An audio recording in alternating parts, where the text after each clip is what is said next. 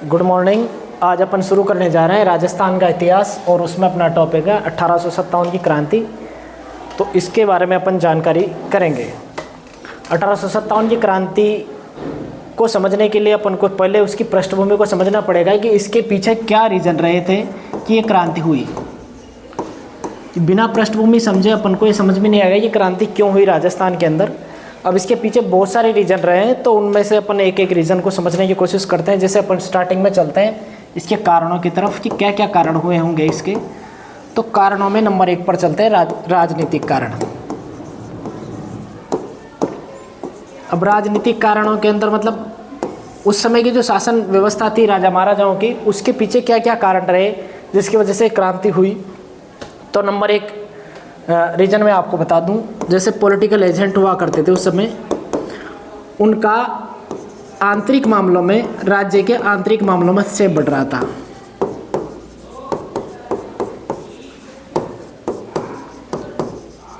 राज्य के आंतरिक मामलों में उनका हस्तक्षेप बढ़ रहा था। उसकी वजह से क्या हो रहा था कि जो राजा महाराजा शासन करना चाह रहे थे उसके हिसाब से वो शासन नहीं कर पा रहे थे। नंबर 1 रीजन तो ये हो गया। दूसरा था उत्तराधिकार के मामलों में हस्तक्षेप कर रहे थे वो।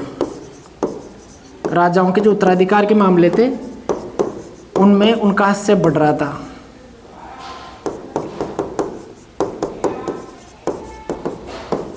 ये दूसरा राजनीतिक कारण हो गया। पहला तो हो गया पॉलिटिकल एजेंट जो थे वो उनके आंतरिक मामलों में हस्तक्षेप कर रहे थे। दूसरा रीजन ये हो गया कि वो उत्तराधिकार के मामलों में हस्तक्षेप कर रहे थे। तीसरा, वो पुरानी रियासतों को तोड़ करके नई रियासतें बना रहे थे। पुरानी रियासतें तोड़कर नई रियासतें बना रहे थे।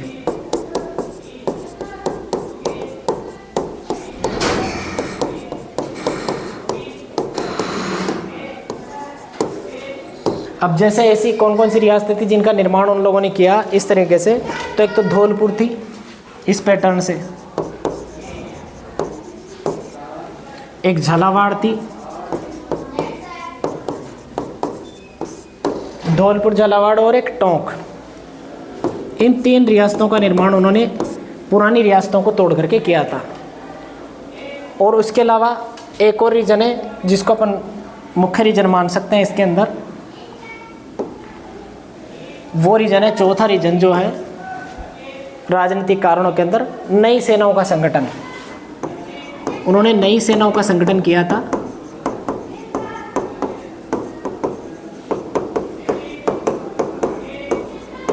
अब नई सेनाओं के संगठन के अंदर उन्होंने ऐसा कार्य क्यों किया? क्योंकि वो राजा महाराजा जो थे उनको ये विश्वास दिलाना चाह रहे थे कि हम आपकी रियासतों की सुरक्षा करेंगे। इसके लिए उन्होंने नई सेनाओं का गठन किया था। अब उस नई सेनाओं के अंदर अपन देखते हैं कि उन्होंने क्या क्या गठन किया था, वो देखते हैं। नंबर 1, 1822 में उन्होंने 2 नई सेनाओं का गठन किया था। एक तो कोटा कंटिजेंट,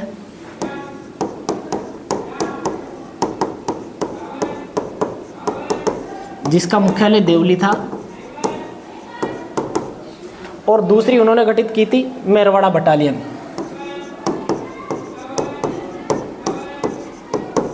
मेरवाड़ा बटालियन और कोटा कंटिजेंट, इन दोनों का गठन किया था। और इस मेरवाड़ा बटालियन का मुख्यालय जो था वो ब्यावर था उस समय। तो 1822 के अंदर उन्होंने इन दोनों का गठन किया। उसके बाद में 1835 में अपन चलते हैं, तो इस समय भी इन्होंने 2 सैन्य टुकड़ियों का गठन किया था। एक तो शेखावाटी ब्रिगेड,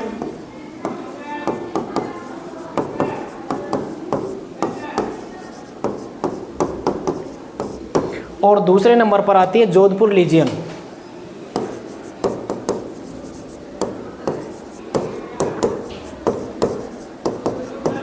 इसका मुख्यालय जो था एरिनपुरा में था। इस तरीके से वो गठित करते जा रहे थे एक, और उसके बाद में उन्होंने लास्ट में किया था 1841 में मेवाड़ भील कोर का गठन।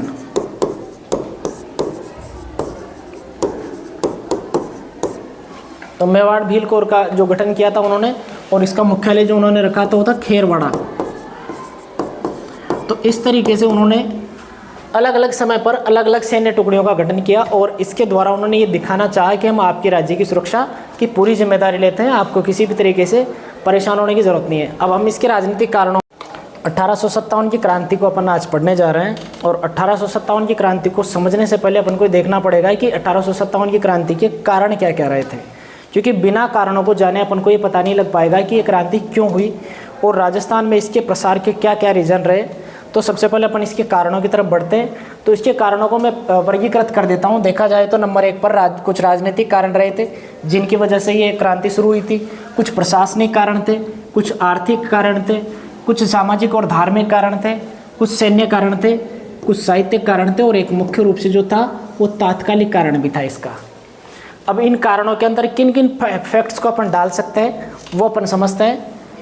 नंबर 1 पर अपन को पढ़ना है राजनीतिक कारण, कि कौन कौन से राजनीतिक कारण रहे जिनकी वजह से क्रांति हुई। अब राजनीतिक कारणों के अंदर अपन चलने से पहले मैं आपको कुछ चीज़ें बता दूं कि उस समय जो राजा महाराजाओं का शासन था वहाँ पर अंग्रेजों ने अपना अधिकार जमाने के लिए पॉलिटिकल एजेंट्स को प्रत्येक राज्य के अंदर नियुक्त करने का एक प्रयास किया था, ताकि वो ये दिखाना चाह रहे थे कि हम आपकी सुरक्षा की जिम्मेदारी लेते हैं, लेकिन वास्तव में उनका मकसद जो था उनके राजनीतिक कारणों में अपना पहला जो रीजन है वो है पॉलिटिकल एजेंट द्वारा उस समय के जो राजा थे उनके आंतरिक मामलों में इन्होंने हस्तक्षेप करना जारी कर दिया था। और हस्तक्षेप की वजह से क्या होता है कि वहाँ की प्रशासनिक व्यवस्था में डिस्टर्बेंस आता है और राजा महाराजा सोचते हैं कि हमारे अधिकारी क्षेत्र में अतिक्रमण कर रहे हैं। तो ये मुख्य कारण हो गया। दूसरा रीजन ये था कि अंग्रेज जो थे उत्तराधिकार के मामलों में हस्तक्षेप कर रहे थे। अंग्रेजों का हस्तक्षेप जो था उत्तराधिकार के मामलों में बढ़ता जा रहा था।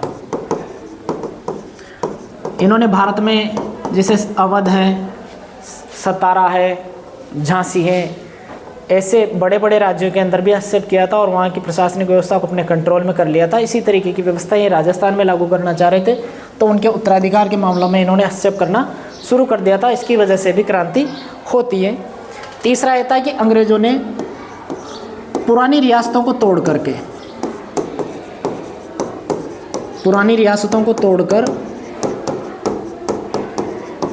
नई रियासतें बनाई थी।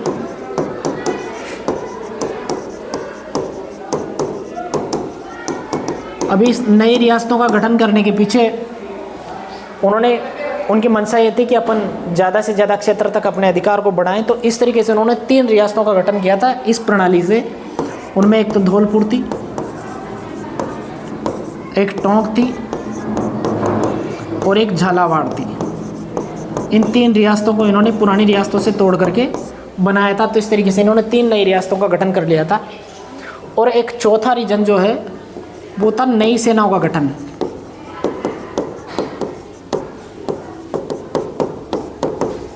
अभी नई सेनाओं के गठन में कुछ इंपॉर्टेंट फैक्ट्स हैं जो अपन को ध्यान रखना है। जैसे 1822 में उन्होंने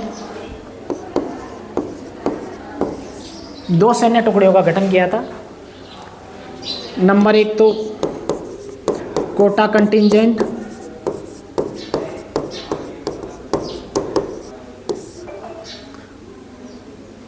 जिसका जो मुख्यालय है वो देवली था।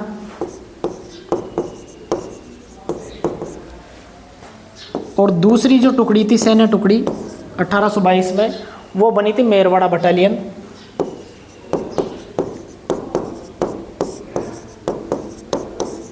और इसका जो मुख्यालय था वो ब्यावर था।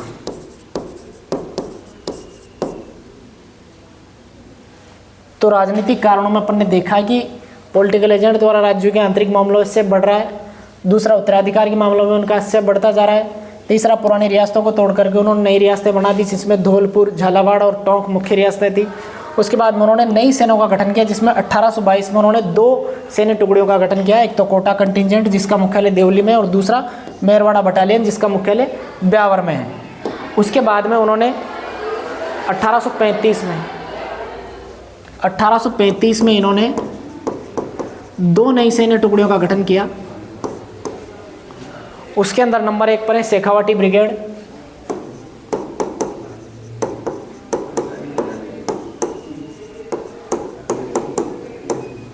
और दूसरी है मेरवाड़ा बटालियन।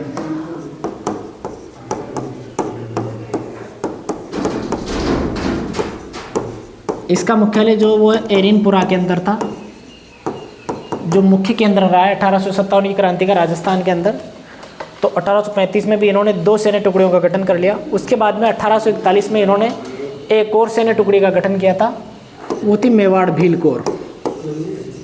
1841 में मेवाड़ भील कोर का गठन किया था इन्होंने,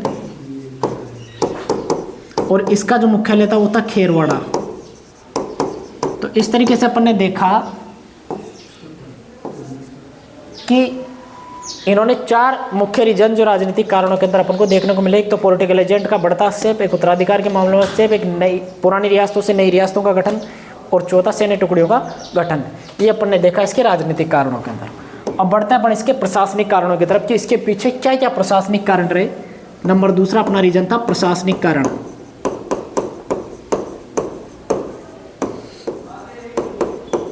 प्रशासनिक कारणों के अंदर उस समय का जो प्रशासन चलता था उसके अंदर किन किन चीज़ों को मुख्य रीजन मान सकते हैं अपन, तो उनके ऊपर अपन देखते हैं। इसमें क्या कारण रहा मुख्य रूप से। एक तो सामंतों के विशेषाधिकार को समाप्त कर दिया इन्होंने, अंग्रेजों ने सामंतों के विशेषाधिकार को समाप्त कर दिया।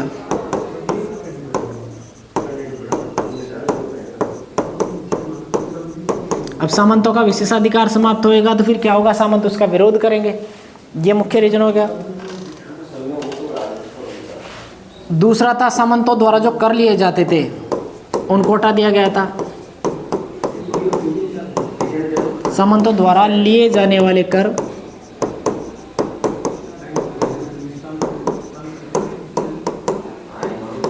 हटा दिए।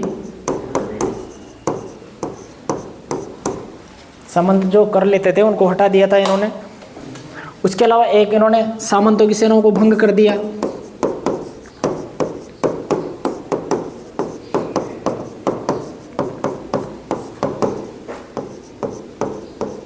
सामंतों की सेनाएं भंग कर दी। अब सामंतों की सेनाएं भंग कर दी तो उससे क्या होगा, सैनिक बेरोजगार हो गए। तो सैनिकों में बेरोजगारी बढ़ेगी तो वो भी विरोध करेंगे। तो इस तरीके से इनके प्रशासनिक कारण रहे। प्रशासनिक कारणों के अंदर अपन 3 मुख्य रीजन मान सकते हैं। एक तो सामंतों के विशेषाधिकार की समाप्ति, दूसरी सामंतों द्वारा लिए जाने वाले जो कर थे उनको हटा दिया गया था, और तीसरा सामंतों की सेनाएं जो थी भंग कर दी गई थी और उसकी वजह से क्या हुआ कि सैनिक जो थे बेरोजगार हो गए थे। अब बढ़ते हैं अपन आगे और चलते हैं इसके आर्थिक कारणों की तरफ कि 1857 की क्रांति के आर्थिक कारण क्या क्या रहे हैं। अब आर्थिक कारणों के अंदर मुख्य रूप से अपन मान सकते हैं जो है कृषि, उद्योग और व्यापार। मुख्य रूप से इसके अंदर अपन मान सकते हैं कृषि, उद्योग और व्यापार, ये 3 सेक्टर हैं। इनके अंदर अंग्रेजों का हस्तक्षेप बढ़ा और उसकी वजह से राज्य में जो है राजस्थान में वो क्रांति बढ़ गई। अब इसका कृषि के सेक्टर में अपन प्रभाव देखते हैं कि कृषि में ऐसा उन्होंने क्या किया था। तो कृषि में उन्होंने क्या किया, राजस्व में वृद्धि कर दी। अब राजस्व में वृद्धि कर देंगे तो किसानों के ऊपर उसका विपरीत प्रभाव देखने को मिलेगा। मुख्य रीजन ये रहा। दूसरा, उन्होंने औद्योगिक क्षेत्र की बात करें अपन तो विदेशी माल को महत्व दिया और उसकी वजह से क्या हो गया, घरेलू उद्योग धंधे बंद हो गए।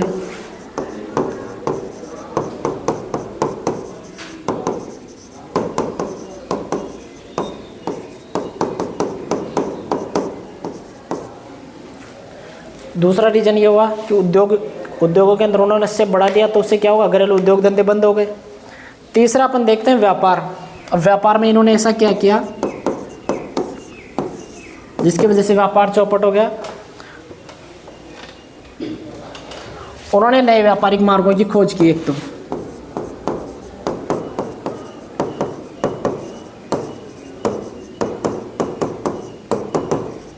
अब नए व्यापारिक मार्गों की खोज हो गई तो उससे क्या होगा, उनकी आवाजाही, सामान की आयात निर्यात में ज़्यादा दिक्कत नहीं आएगी और वहाँ के जो व्यापारी थे, व्यापारियों को सुविधा प्रदान की उन्होंने।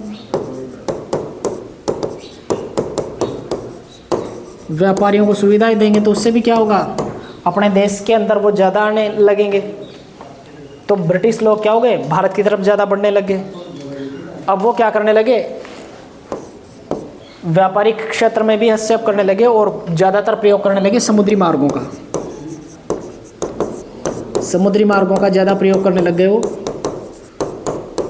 अब इसके पीछे रीजन ये था कि सस्ता पड़ता था स्थलीय मार्ग की अपेक्षा। तो इस तरीके से इन्होंने भारतीय व्यापारिक व्यवस्था को भी चौपट कर दिया और भारत में एक ऐसी व्यवस्था कायम कर दी जिससे भारतीयों का जो व्यापार करने का तरीका था वो बिल्कुल बिगड़ चुका था।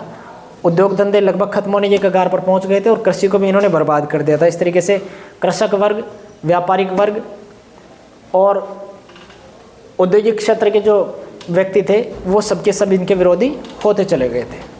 अब चलते हैं अपन इसके चौथे कारण की तरफ। ये तो तीसरा कारण था आर्थिक। अब आगे बढ़ते हैं अपन चौथे रीजन की तरफ। चौथा है सामाजिक और धार्मिक कारण।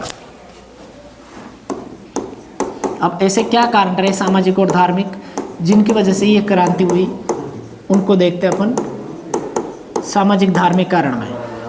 अब सामाजिक धार्मिक कारणों में इन्होंने क्या कर दिया, हमारे रीति रिवाजों में हस्तक्षेप करने लग गए। हमारे रीति रिवाजों में हस्तक्षेप करने लगे। अब रीति रिवाजों में हस्तक्षेप करेंगे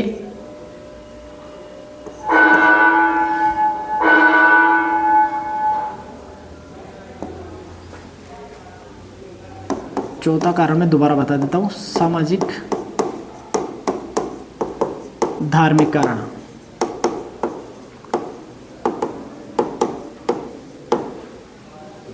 अब ये इसमें क्या करने लगे, हमारे रीति रिवाजों में हस्तक्षेप करने लगे।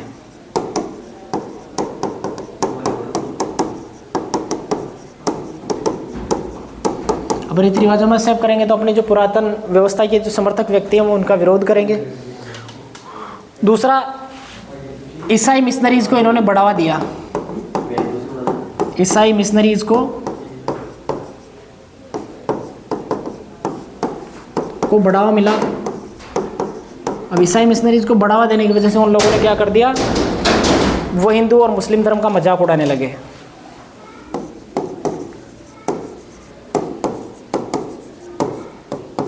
हिंदू और मुस्लिम धर्म का मजाक उड़ाने लगे, इनमें हस्तक्षेप करने लगे। इसकी वजह से भी क्या हुआ, अपनी धार्मिक और सामाजिक व्यवस्थाएं दोनों बाधित हो गई। ये इसके सामाजिक और धार्मिक कारण थे कि रीति रिवाजों में इन्होंने हस्तक्षेप बढ़ा दिया। ईसाई मिशनरियों को इन्होंने बढ़ावा दिया और ईसाई मिशनरियों को बढ़ावा देने की वजह से क्या होगा कि वो ईसाई धर्म का ज़्यादा प्रचार प्रसार करने लगे। उनको आर्थिक सहयोग भी इन लोगों ने दिया। उसके अलावा हिंदू मुसलमानों की जो धार्मिक धर्म की व्यवस्थाएँ थी उनका भी इन लोगों ने मजाक उड़ाया और इस वजह से धार्मिक भावनाएं लोगों की आहत हुई और वो अंग्रेजों के विरोधी हो गए। अब बढ़ते हैं अपन इसके अगले कारण की तरफ, जो है सैन्य कारण मुख्य रूप से। अब सैनिक कारण क्या थे उनको देखते हैं। एक तो ऊंच नीच की भावना। अब इसके पीछे रीजन क्या था कि ये लोग क्या मानते थे कि हम गोरे हैं तो हम ज़्यादा समझदार हैं, हम इंटेलिजेंट हैं, हम ही को आगे बढ़ने का मौका मिलना चाहिए और भारतीय लोग काले हैं तो इनके पास इतना दिमाग नहीं है। इसकी वजह से इनके साथ छुआछूत या ऊंच नीच की भावना का देखने को अपन को मिलती है। कुल मिलाकर अपन बोल सकते हैं नस्लीय भेदभाव। ये नस्लीय भेदभाव के भारतीय शिकार हुए थे। दूसरा रीजन ये था कि उच्च पदों के लिए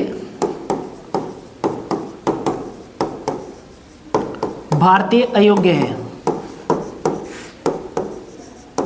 ये ऐसा मान के चलते थे कि उच्च पदों के लिए भारतीय लोग जो है वो योग्य व्यक्ति नहीं है। और तीसरा रीजन ये था इनको पद वो वेतन दोनों में असमानता इनके साथ की जाती थी।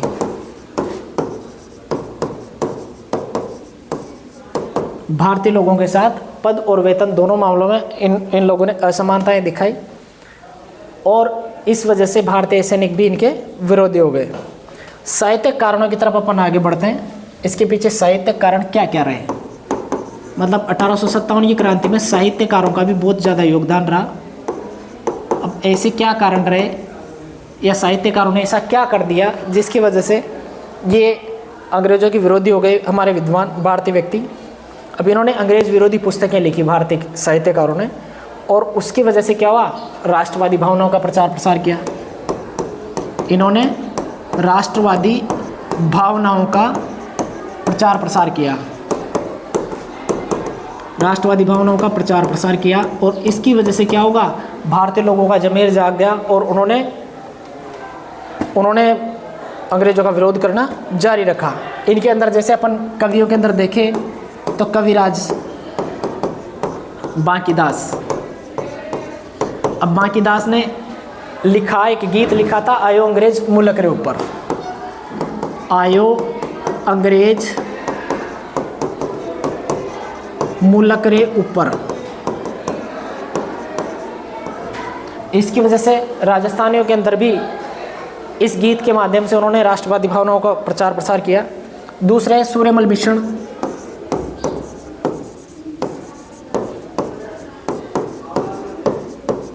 सूर्यमल मिश्रण ने भी एक किताब लिखी वीर सतसई, इसके द्वारा इन्होंने प्रचार प्रसार किया। वीर सतसई के द्वारा भी लोगों में राष्ट्रवादी भावनाएं जगाई। इसके अलावा राघव दास एक और व्यक्ति हुए, इनके साहित्य ने भी राष्ट्रवादी भावना का प्रचार प्रसार किया था। एक गंगाजी सांधू,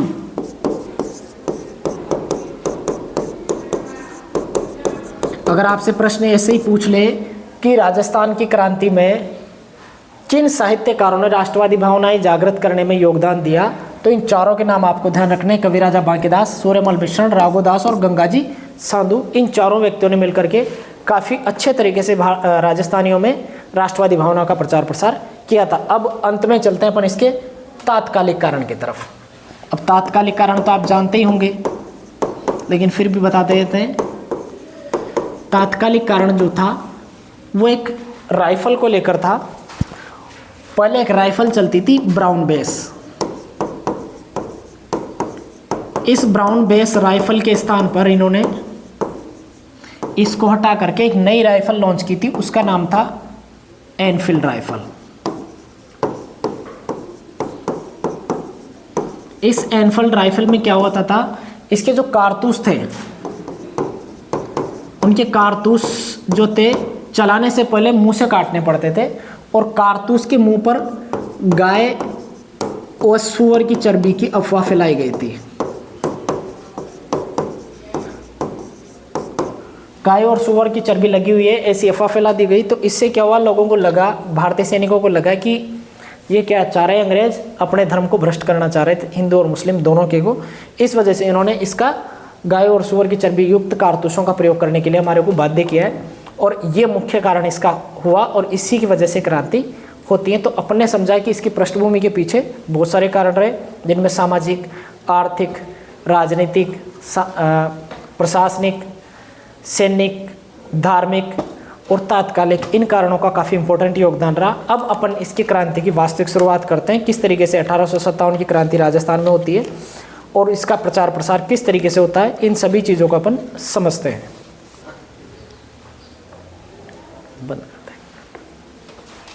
1857 की क्रांति के दौरान जो मुख्य घटनाएं हुई, उसके अलावा भी कुछ फैक्ट्स हैं जिनको अपन को ध्यान में रखना है। जैसे 1803 में राजस्थान की दो रियासतें थी, अलवर और भरतपुर। इन दोनों ने मिलकर के अंग्रेजों से संधि कर दी थी, पहली बार इन्होंने संधि करी थी। और इस समय जो गवर्नर था वो लॉर्ड वेलेजली था।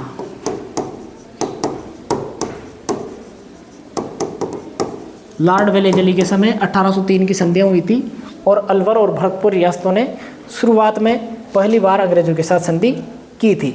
उसके बाद में संधियां करते हैं लोग 1817-18 में, और 1817-18 के अंदर ये क्या करते हैं, 1817-18 के अंदर जब संधियां करते हैं तो उस समय जो गवर्नर होता है वो लॉर्ड हेस्टिंग्स होता है।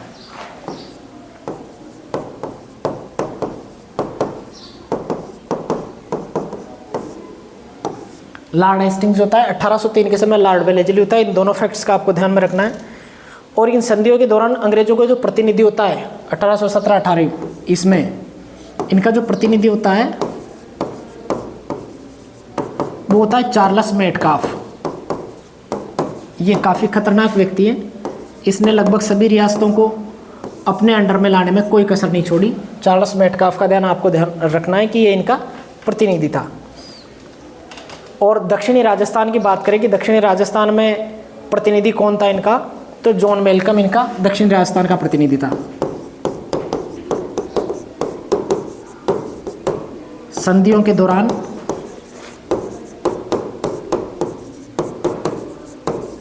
संधियों का जो प्रतिनिधित्व था वो जॉन मेलकम ने किया था।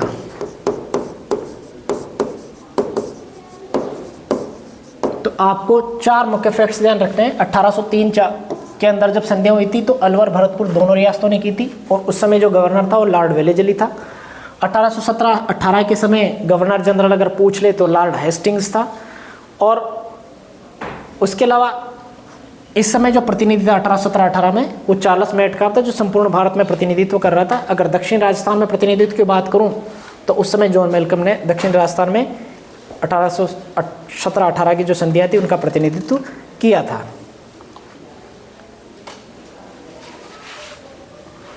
अब आपको एक टर्म ध्यान रखना है, पॉलिटिकल एजेंट क्या होता है।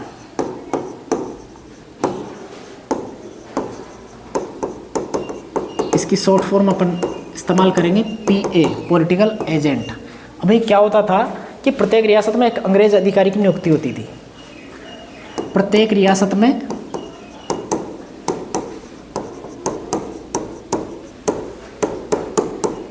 एक अंग्रेज अधिकारी की नियुक्ति होती थी, उसको अपन पॉलिटिकल एजेंट बोलते थे।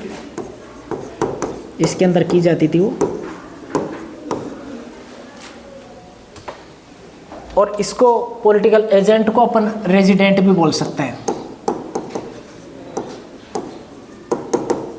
रेजिडेंट शब्द भी आप इसके लिए इस्तेमाल कर सकते हैं।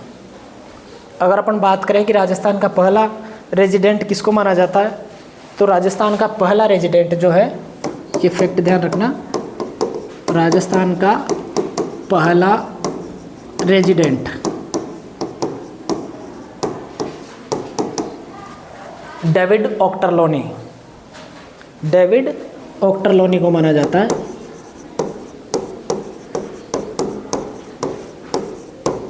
ये राजस्थान के पहले रेजिडेंट माने जाते हैं। और जिस समय डेविड ऑक्टरलोनी थे राजस्थान के रेजिडेंट, उस समय जो मुख्यालय था इसका मुख्यालय जो था, डेविड ऑक्टरलोनी का मुख्यालय जो था वो दिल्ली में था। डेविड ऑक्टरलोनी के समय मुख्यालय जो था वो दिल्ली में था। और इनकी उपाधि जो थी, डेविड ऑक्टरलोनी की, इनकी उपाधि जो थी वो नासिर की उपाधि थी। इनके पास एक उपाधि दी गई थी, इनको उपाधि दी गई थी नासिर की। नासिर मतलब प्रोटेक्टर, एक तरीके से देखा जाए तो।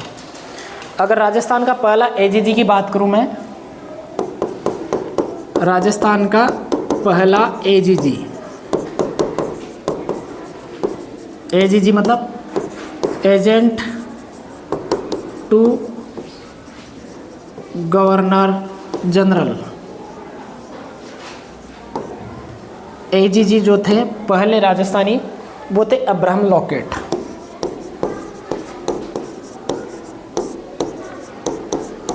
ये राजस्थान के पहले AGG माने जाते हैं। और इनका जो हेड क्वार्टर था, मुख्यालय, वो अजमेर में था स्टार्टिंग में। तो अपन को फैक्ट्स ध्यान रखना है।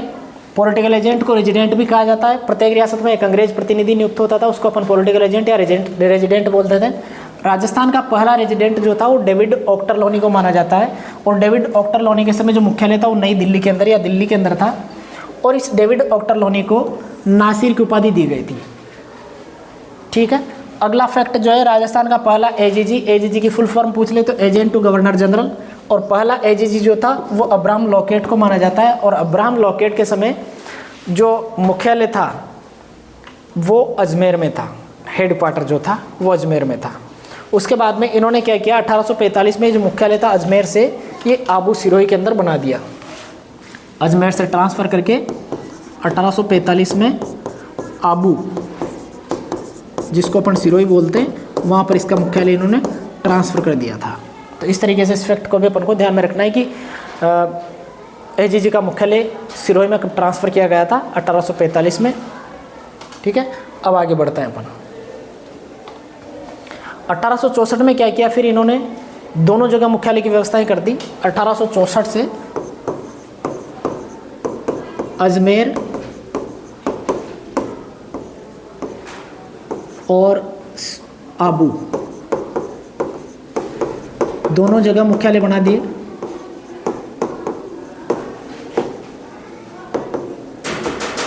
दोनों जगह मुख्यालय बना दिए। दोनों जगह मुख्यालय बना दिए तो फिर क्या हुआ, 6 महीने के लिए तो इन्होंने इसको भी 6 माह के लिए कर दिया और इसको भी इन्होंने 6 माह के लिए कर दिया।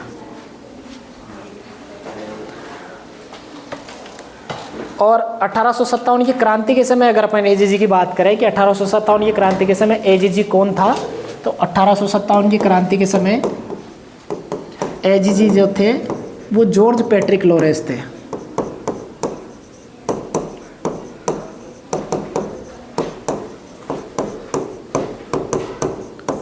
इस तरीके से अपन ने फैक्ट थोड़ा ध्यान रखे। इन चीज़ों के अलावा इस समय 6 सैन्य छावनियाँ भी थी राजस्थान के अंदर। उन 6 सैन्य छावनियों के बारे में अपन देखते हैं।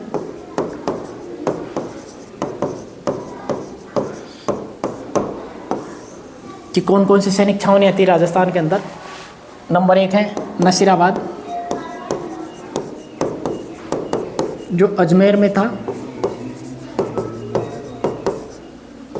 ये सबसे बड़ी सैन्य छावनी थी, सबसे बड़ी सैनिक छावनी थी नसीराबाद अजमेर में, और सबसे शक्तिशाली भी थी। दूसरी है नीमच, जो एमपी में थी। तीसरी जो है वर्तमान एमपी में, यूं मान के चलते हैं, पर तीसरी देवली थी। और ये टोंक के अंदर है वर्तमान में। यहाँ कोटा कंटिजेंट सैन्य टुकड़ी तैनात थी।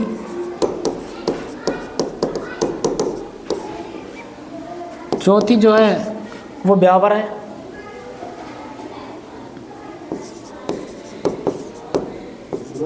ब्यावर अजमेर के अंदर है।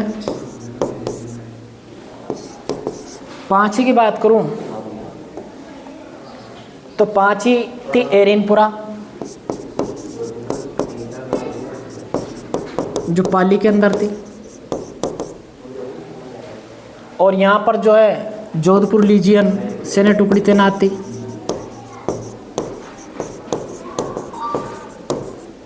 जोधपुर लीजियन यहाँ पर सैन्य टुकड़ी तैनात है।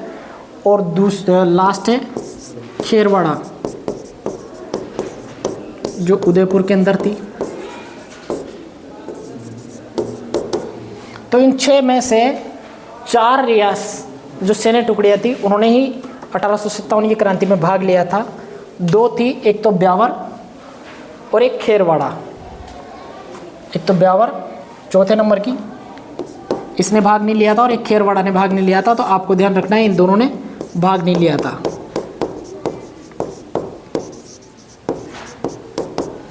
इस तरीके से इसके फैक्ट्स के बारे में अपन ने जानकारी करी। अब अपन क्रांति की शुरुआत नसीराबाद से पढ़ेंगे। अपन चलते हैं क्रांति की तरफ। राजस्थान में सबसे पहले क्रांति होती है नसीराबाद में 28 मई 1857 को। अब इस समय क्या होता है, यहाँ पर एक सैन्य टुकड़ी होती है नसीराबाद के अंदर, और उस सैन्य टुकड़ी का नाम है 15वीं बंगाल नेटिव इन्फेंट्री।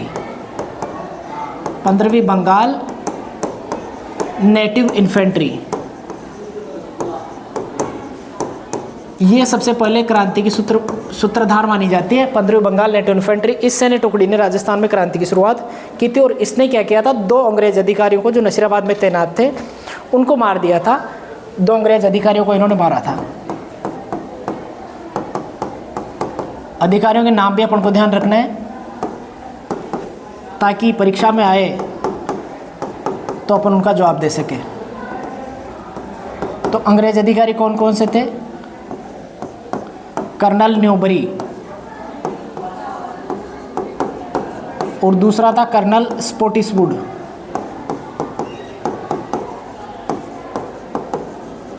इन दोनों जो व्यक्ति थे, कैप्टन, ये कर्नल नहीं था, ये कैप्टन था, कैप्टन स्पोटिसवुड और कर्नल न्यूबरी। इन दोनों अंग्रेज अधिकारियों को इन्होंने मार दिया था। और एक और अंग्रेज व्यक्ति इस दौरान मारा गया था, कर्नल पेनी, लेकिन उनको मारा नहीं था। ये कर्नल पेनी का भी आपको ध्यान रखना है, कर्नल पेनी। इनकी हार्ट अटैक से मृत्यु हुई थी। ये हार्ट अटैक की वजह से कर्नल पेनी मर गए थे। और 2 अंग्रेज अधिकारी इसके अंदर घायल हुए थे, लेफ्टिनेंट लॉक और कैप्टन हार्डी। लेफ्टिनेंट लॉक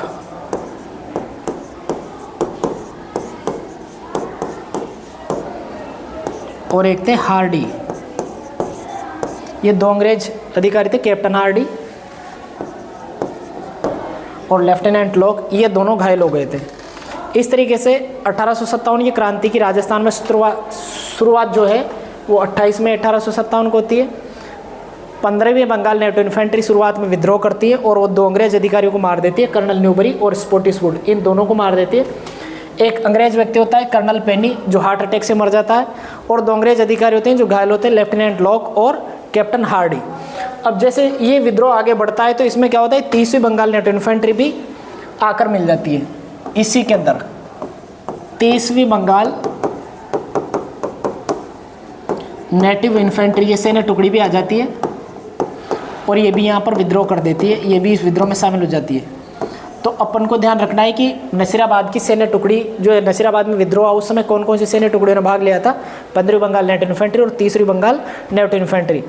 और फिर ये सारे के सारे विद्रोही यहाँ से निकल करके दिल्ली की ओर चल पड़े थे। इन्होंने दिल्ली प्रस्थान किया था सभी ने मिलकर के, दोनों टुकड़ियों के ने, और ये तारीख थी उस दिन 30 मई। तो 30 मई को इन्होंने दिल्ली के लिए प्रस्थान कर दिया। इस तरीके से अपन ने देखा कि 1857 की क्रांति राजस्थान में नसीराबाद से होती है। आपसे पूछा जा सकता है कि राजस्थान में 1857 की क्रांति का सूत्रपात कहाँ हुआ, तो नसीराबाद। तारीख पूछे तो 28 मई 1857। और वहाँ के सैन्य टुकड़े के नाम पूछे तो 15वीं बंगाल नेटिव इन्फेंट्री जिसने विद्रोह किया, उसके बाद उसमें 30वीं बंगाल नेटिव इन्फेंट्री आकर मिल जाती है। और कौन कौन से अंग्रेज अधिकारियों को इन्होंने मारा था, तो कर्नल न्यूबरी और कर्नल स्पोर्टिसवुड, इन दोनों को इन्होंने मार दिया था। कर्नल पेनी की हार्ट अटैक से मृत्यु हो जाती है। 2 अंग्रेज अधिकारी इसमें घायल होते हैं जिनके नाम है लेफ्टिनेंट लॉक और कैप्टन हार्डी। अब बढ़ते हैं अपन नीमच की तरफ, जो दूसरे नंबर पर आता है नीमच। नीमच वर्तमान में एमपी में है, ये आपको ध्यान में रखना है। और यहाँ पर जो विद्रोह हुआ वो 3 जून को होता है। नीमच में जो विद्रोह होता है एमपी के अंदर, ये होता है 3 जून 1857 को। अब इसमें क्या होता है कि 3 जून से पहले 2 जून को यहाँ पर क्या होता है, एक अंग्रेज होते हैं ना जो 2 जून को एक क्रांतिकारी होते हैं मोहम्मद अली बेग।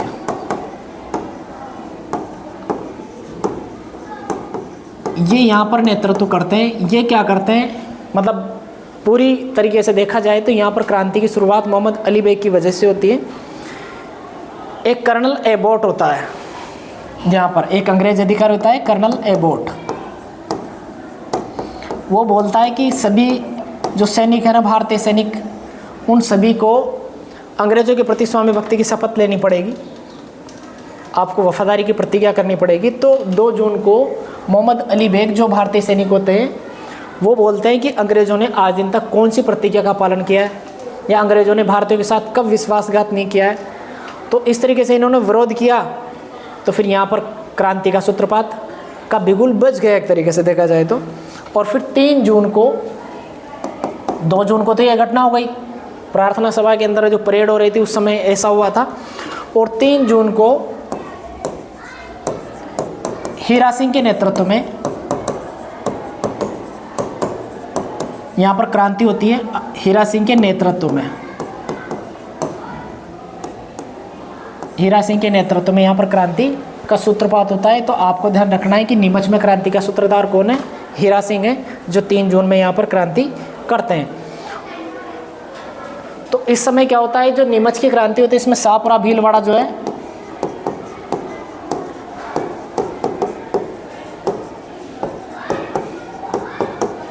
वहाँ के राजा थे लक्ष्मण सिंह, राजा लक्ष्मण सिंह।